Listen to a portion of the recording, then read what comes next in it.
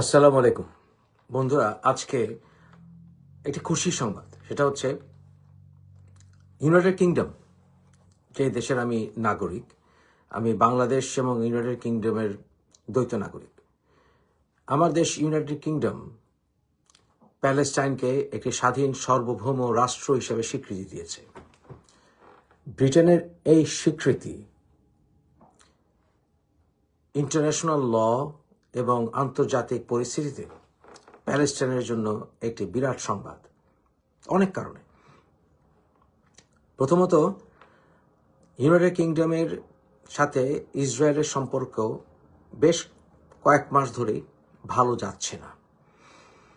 এমনকি ইসরায়েল ব্রিটেনকে বলেছে, যদি তারা সভরেনিটি স্বীকৃতি দেয় বা সার্বভৌমত্ব স্বীকৃতি দেয় প্যালেস্টাইন রাষ্ট্রের, তাহলে ইসরায়েলিরা ইউকে যাবে না। এটা ইউকের বইয়েই গেল। নেভারদিলেস, এটা সিরিয়াস ইমপ্লিকেশনস আছে। আপনারা জানেন, আমি বহু বছর ধরে প্যালেস্টাইনের স্বাধীনতার জন্য সংগ্রাম করে আসছি। আমি একটি 2 স্টেট সলিউশন চাই। তথাপি বাস্তবতা হচ্ছে, এখন বরঞ্চ ultimately in the wrong run Israel রাষ্ট্রের অস্তিত্ব নিয়ে প্রশ্ন উঠতে পারে। প্যালেস্টাইন এর মানুষরা বহু বছর ধরে সাফার করছে নানা অজুহাতে, তাদের ধর্মীয় উগ্রতার অজুহাতে এবং তার নানা মিথ্যা অজুহাতে, ভিত্তিহীন অজুহাতে প্যালেস্টাইনের সংগ্রামকে ছোট করে দেখছে কিছু ভেস্টেড মহল, বিশেষ করে ইসরায়েলের মদতপুষ্ট। অনেক ক্ষেত্রে আমেরিকার সরকারের কিছু পলিসির কারণে প্যালেস্টাইনের এই ভ্যালিড নৈতিক দাবিকে অনেকে ছোট করে দেখার চেষ্টা করেছে। কিন্তু প্যালেস্টাইন রাষ্ট্রের পক্ষে এখন খোদ আমেরিকানরাই, পুরো ইউরোপ এখন প্যালেস্টাইনের পক্ষে। কিন্তু ইতিহাসে যা মানুষ মনে রাখবে হাজার বছর, তা হচ্ছে এই জায়োনিস্ট ইসরায়েলি শাসনের বর্বরতা, চরম বর্বরতা। এবং আপনারা মনে রাখবেন, যারা এই জায়োনিস্ট রেজিম শাসনের পাশে ছিল, বাংলাদেশিরা যারা, তাদেরকে মনে রাখবেন। নিশ্চয়ই আপনারা মনে রাখবেন, মনে আছে আপনাদের, যে আমি ইউকেতে, আমি কানাডায়, আমি সারা বিশ্বে আমার পরিবারদের সদস্যদেরকে সাথে নিয়ে, বন্ধুদেরকে সাথে নিয়ে প্যালেস্টাইনের পক্ষে আন্দোলনে, মিছিলে আমি ছিলাম। সেটা লাইভ আপনারা দেখেছেন, এই চ্যানেলেও আছে। প্যালেস্টাইনের রাষ্ট্রকে ব্রিটেন আসলে স্বীকৃতি দেওয়া থেকে বিরত ছিল প্রথম ভোটে, সে জাতিসংঘে। ইসরায়েলকে তারা স্বীকৃতি দিতে বিরত ছিল।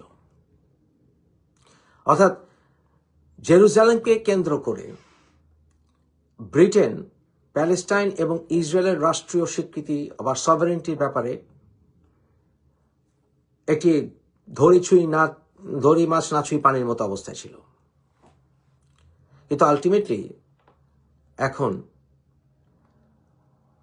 স্বীকৃতি দিল প্যালেস্টাইন রাষ্ট্রকে, স্বাধীন সমত প্যালেস্টাইন রাষ্ট্রকে ব্রিটেন 1967 সালের বর্ডার অনুসারে। এই ব্যাপারটি লক্ষণীয়, এবং কিছু ফাইনাল ডিটেলস এখনো এগ্রি করার বাকি রয়ে গেছে। এতে কি বোঝা যায়? এতে বোঝা যায় বেশ কয়েকটি বিষয়। প্রথমে সেটা হচ্ছে আমেরিকার প্রতিনিয়ত ক্ষয়মান আন্তর্জাতিক প্রভাব। আমেরিকা ক্রমশ একা হয়ে যাচ্ছে। আসলে ইংরেজিতে একটা কথা আছে, মানি টকস, বুলশিট ওয়ার্কস। আমি আপনাদেরকে গতকালও বলেছি, আপনারা এশিয়ামুখী হন, আপনারা এশিয়া থাকার চেষ্টা করেন। ওয়েস্টের ভবিষ্যৎ ভালো না। এখন বিশ্ব কোনোভাবেই চায়না থেকে সরবে না। চায়না অনেক আগেই স্বীকৃতি দিয়েছে প্যালেস্টাইনকে, রাশিয়া দিয়েছে প্যালেস্টাইনকে স্বীকৃতি। কিন্তু একজন ব্রিটেনের মতো পাওয়ার যখন প্যালেস্টাইনকে স্বীকৃতি দেয়, সেটার ইমপ্লিকেশন সবচেয়ে বেশি। কারণ হচ্ছে, ব্রিটেন ছাড়াও ফ্রান্স বলেছে এই মাসেই জেনারেল অ্যাসেম্বলিতে জাতিসংঘের প্যালেস্টাইন রাষ্ট্রকে স্বীকৃতি দেবে ফ্রান্সও। আপনারা জানেন যে কোনো যুদ্ধের ক্ষেত্রে, যে কোনো আন্তর্জাতিক পলিসির ক্ষেত্রে আমেরিকা সব সময় ধরে নেয় যে ইউনাইটেড কিংডম তাদের পাশে থাকবে, যদি অন্য দেশ তাদের পাশে নাও থাকে। নাম কষ্টে কিছু ছোট দেশ আসলেই হয়। এর উদাহরণ ইরাক ইনভেশন, আফগানিস্তান ইনভেশন, যখন ফ্রান্স তাদের সাথে আসেনি, এবং এই না আসার কারণে আমেরিকানরা ফ্রেঞ্চদেরকে যথেষ্ট তিরস্কার করেছিল। কিন্তু ব্রিটেন আমেরিকার পাশে ছিল। সেই ব্রিটেনই এখন আমেরিকার প্রেসিডেন্ট যখন দুদিন আগে ব্রিটেন ঘুরে গেল, রাজার সাথে ডিনার করলো ঠিকই, ইউক্রেনকে নিয়ে কথা সাপোর্ট দিল ঠিকই রাজা, কিন্তু ইসরায়েলের পক্ষে ব্রিটেন থাকেনি। এরপরেও ব্রিটেন ঠিক কাজটি করেছে। ব্রিটেন সবসময় ইন্টারন্যাশনাল ডিপ্লোমেসিতে একদম রাইট মোমেন্টে যখন বুঝে ওয়ার্ল্ডের পলিটিক্স কোন দিকে যাচ্ছে, ব্রিটেন সবসময় সেই দিকেই থাকে। বর্তমানে অন্তত ব্রিটেন আমেরিকার সাথে এতটুকু দ্বিমত করতে পারে, এটা ব্রিটেন বুঝিয়ে দিয়েছে যে don't count on us all the time. কারণ আন্তর্জাতিক মানবাধিকার সংস্থাগুলো, যারা মানবাধিকার নিয়ে কাজ করে, আন্তর্জাতিক আইন নিয়ে কাজ করে, সবাই একমত যে ইসরায়েল জেনোসাইড চালাচ্ছে। এই ব্যাপারে কৃতিত্ব দিতেই হয় মুষ্টিমেয় কিছু আন্তর্জাতিক নেতা, যারা ইসরায়েল যে জেনোসাইড চালাচ্ছে সেই বিষয়টি সবচাইতে আগে উল্লেখ করেছিলেন। তার ভিতরে অন্যতম ছিলেন শেখ হাসিনা, যেই 5 জন, হাতে গোনা 5 জন সরকার প্রধান বিশ্বে, যারা প্যালেস্টাইনকে বলেছিলেন যে এটা স্বীকৃতি দিতে হবে এবং ইসরায়েল জেনোসাইড চালাচ্ছে, তার ভিতরে শেখ হাসিনা অন্যতম। এর ভিতরে প্রথমে ছিলেন সাউথ আফ্রিকান প্রেসিডেন্ট এবং শেখ হাসিনা, এবং তারপরে আন্তর্জাতিক মহলে এটা শোরটা উঠে এবং বর্তমানে ব্রিটেন এটাকে আন্তর্জাতিক একটি স্বীকৃতিতে এগিয়ে নিয়ে গেল। ব্রিটেনের এই স্বীকৃতির ফলে আমেরিকা একটু বিপাকে পড়বে, কারণ ফ্রান্সও যেহেতু স্বীকৃতি দিতে যাচ্ছে, ভেটো পাওয়ারদের মধ্যে আর কেউ বাকি রইল না। এবং আমেরিকার সবচাইতে ঘনিষ্ঠ ট্রেড পার্টনার কানাডা পর্যন্ত আমেরিকার সাথে এখন সম্পর্ক অত্যন্ত খারাপ। এবং আপনারা জানেন যে কানাডা হচ্ছে ইউকের ডোমিনিয়ন, এবং কারণ হচ্ছে এই কানাডা রাজা হচ্ছে ইংলিশ রাজা চার্লস। অস্ট্রেলিয়াও, সেখানেও প্রধান হচ্ছে রাজা, ব্রিটিশ রাজা। তাহলে সবকিছু মিলে আমেরিকা আইসোলেটেড হতে যাচ্ছে। মন্টেভিডিও কনভেনশন অনুসারে ইন্টারন্যাশনাল কোর্ট অফ জাস্টিসে এখন প্যালেস্টাইনিয়ান স্টেটহুডের দাবি আরো শক্তিশালী হবে, যেহেতু ব্রিটেনের মতো আরেকটি ভেটো পাওয়ার, আমেরিকার অ্যালাই, সবচেয়ে বড় অ্যালাই, এখন প্যালেস্টাইনকে স্বীকৃতি দিয়েছে। এখন ইসরায়েলের সেটেলমেন্ট প্রসেস আরো বিপদে পড়ে যাবে। তবে এর অর্থ এই নাই তাৎক্ষণিকভাবে সমস্ত চুক্তি যা আছে আন্তর্জাতিক সেগুলো বাতিল হয়ে যেতে যাচ্ছে, তা নয়। কিন্তু ইসরায়েলও একা হয়ে যাচ্ছে। বহু শত বছর ইসরায়েল রাষ্ট্র যদি অস্তিত্বে থাকেও এখান থেকে রিকভার করতে পারবে না। আমেরিকা আন্তর্জাতিক মহলে ক্রমশ একা হয়ে যাচ্ছে, একা হয়েই গেছে। আপনারা জানেন যে ইসরায়েল চাচ্ছে যেভাবে হোক আমেরিকাকে আরো একা হতে বাধ্য করতে, বেঁচে থাকার জন্য। এর প্রকৃষ্ট উদাহরণ হচ্ছে কাতারকে আক্রমণ করা। কাতারকে যখন আক্রমণ করলো, আমেরিকার শেষ মুহূর্তে জানুক বা না জানুক, আমেরিকার বিগেস্ট বেস, এয়ার বেস সেখানে, এই আক্রমণ হওয়ার পরে আমেরিকা বলেছে এই যে এই আক্রমণ আর দ্বিতীয়বার হবে না। ইন্টারন্যাশনালি এম্বারেসড হয়েছে আমেরিকা। মধ্যপ্রাচ্যের দেশগুলো রাশিয়া এবং চায়নামুখী আরো স্পষ্টভাবে হয়ে গেছে, এবং পাকিস্তানের সাথে সৌদি আরবিয়া প্যাক্ট করেছে। এরপর টার্কি, তাদের সেখানে একটি নেটো রাষ্ট্র, সেখানে এই মুসলিম দেশগুলো পাশে থাকবে বলেছে এবং সেগুলো তার চুক্তিতে যেতে যাচ্ছে। সবকিছু মিলে আমেরিকা বুঝতে পারছে তারা একা হয়ে যাচ্ছে এবং একা হোক ইসরায়েল এটা চেয়েছে। কারণ তোমার কেউ বন্ধু নাই, আমার কেউ বন্ধু নাই, আমরা তাই একে অপরের বন্ধু তাই। এটা হচ্ছে বর্তমানে ইসরায়েলের পলিসি বেঁচে থাকার জন্য। আমি বারবার বেঁচে থাকার শব্দটি এর জন্যই বলছি যে আমেরিকা এখন আলটিমেটলি যদি একটি বার প্যালেস্টাইনের রেজলিউশনে, স্টেটহুড রেজলিউশনে যদি অ্যাবস্টেইন করে যে আমি ভোট দিব না, কারণ সারা বিশ্ব আমার বিরুদ্ধে চলে গেছে, আমি আন্তর্জাতিকভাবে এর জন্যই রেসপেক্টেড, আমি মানবাধিকারকে সম্মান করি, আমি আন্তর্জাতিক আইনকে সম্মান করি, এইগুলো যদি আমেরিকা না করে ক্রমশ আন্তর্জাতিক ইনফ্লুয়েন্স, অর্থনৈতিক ইনফ্লুয়েন্সও যেখানে কমে আসছে ট্যাক্সেশন এবং বিভিন্ন কারণে, আমেরিকা এটা বেশি দিন টিকিয়ে রাখতে পারবে না। আমার বড় ছেলে আমেরিকান, শুধু আমেরিকার প্রতি আমার ভালোবাসা আছে, থাকবে, আমার জেনারেশন সেখানে থাকবে। ব্রিটেনে আমার ছোট ছেলের দেশ, এর প্রতি আমার ভালোবাসা থাকবেই।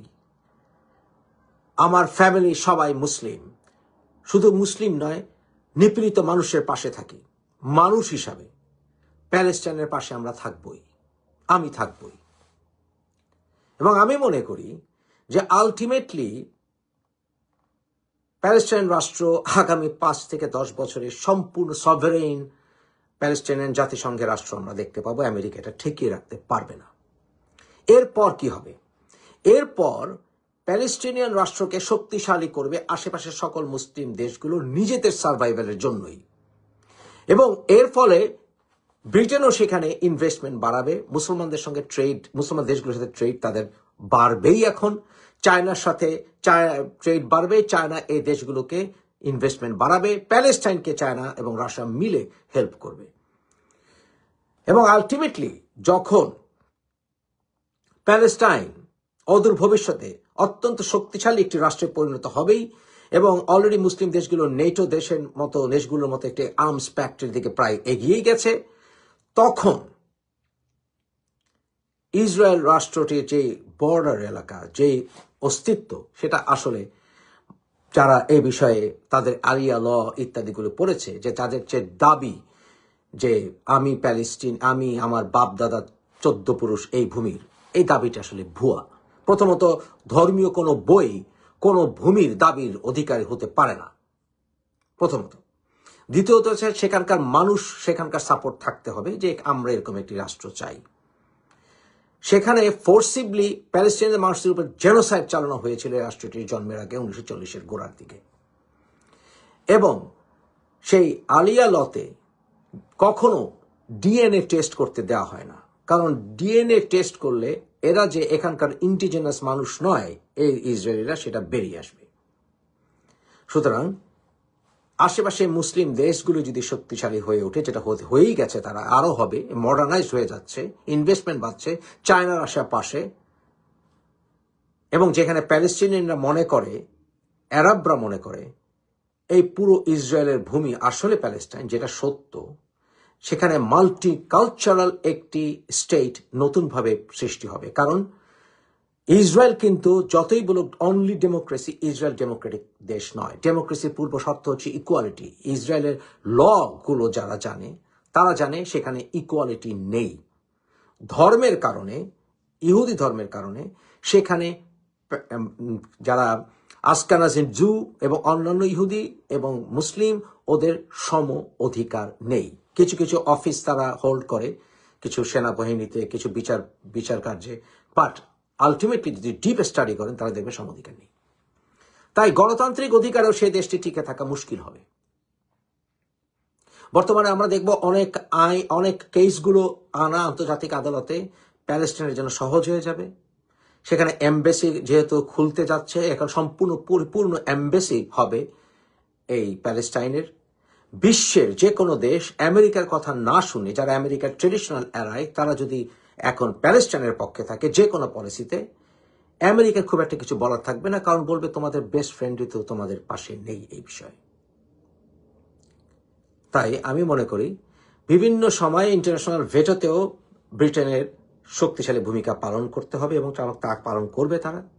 এবং আমেরিকার বর্তমান অবস্থা হচ্ছে দ্বিতীয় বিশ্বযুদ্ধের সময়কালীন ব্রিটেনের যে অবস্থা ছিল যখন তারা কলোনিগুলো হারাচ্ছিল এবং কলোনিগুলো হারাতে বাধ্য করছিল আমেরিকা ব্রিটেনকে। বর্তমানে ব্রিটেন বরঞ্চ উল্টো পথে হাঁটে আমেরিকার বিরুদ্ধে, আরেকটা বিরুদ্ধেই বলবো আমি এটা, ইসরায়েলের রাষ্ট্রের অস্তিত্ব বিলুপ্ত হওয়ার সম্ভাবনা তো অদূর ভবিষ্যতে না হলেও ভবিষ্যতে আমরা দেখব, এবং প্যালেস্টাইন রাষ্ট্রের স্বীকৃতি আমরা পরিপূর্ণ প্যালেস্টাইন রাষ্ট্র পেতে যাচ্ছি। একমাত্র বাধা হচ্ছে আমেরিকা। আমেরিকায় বাধা টিকিয়ে রাখতে পারবে না, ব্রিটেন যেহেতু চলে গেছে। আন্তর্জাতিক ট্রেড বিজনেসে আমেরিকার প্রভাব শেষ হতে চলেছে। এই কারণে আমেরিকা বর্তমানে বিভিন্ন জায়গায় বেস করতে অস্থির হয়ে গেছে। বাংলাদেশে বেস করার জন্য অস্থির, একইভাবে তারা সেই বাগ্রামের বেস যেটা আফগানিস্তান, সেটা তারা চায়। এবং আপনারা দেখেছেন নেপালে গন্ডগোল, আপনারা দেখেছেন একই স্টাইলে গন্ডগোল শুরু হয়েছে ফিলিপিন্সে। এসব কিছুই প্রমাণ বহন করে যে সাউথ চায়না সিতে চায়নার যে একমাত্র পথ, ইন্টারন্যাশনাল ট্রেড, আর্মস মুভমেন্ট, এগুলোকে ঠেকিয়ে রাখার জন্য একটি মরিয়া প্রক্রিয়া, অর্থাৎ আরেকটি যুদ্ধ যদি লাগিয়ে দেওয়া যায় তাহলে চায়নাকে বোধহয় একটি বিপাকে ফালা যেতে পারে তার আশেপাশের দেশগুলোর দিয়ে ঘিরে। এবং যদি ডিকটেটর বসিয়ে দেওয়া যায়, যেহেতু মধ্যপ্রাচ্য হাতছাড়া হতে চলেছে, উইকার দেশগুলোতে যদি ডিকটেটরশিপ বসিয়ে দেওয়া যায় বা অ্যাটলিস্ট পুডল তাবেদারি রাষ্ট্র বসিয়ে দেওয়া যায়, তাহলে বোধহয় ইসরায়েলের যে প্রক্সি স্টেট বা 51তম রাষ্ট্র, সেটা হারানোর বেদনা কিছুটা পোষণ করা যায়। ভালো থাকবেন আপনারা, আশা করি সবাই।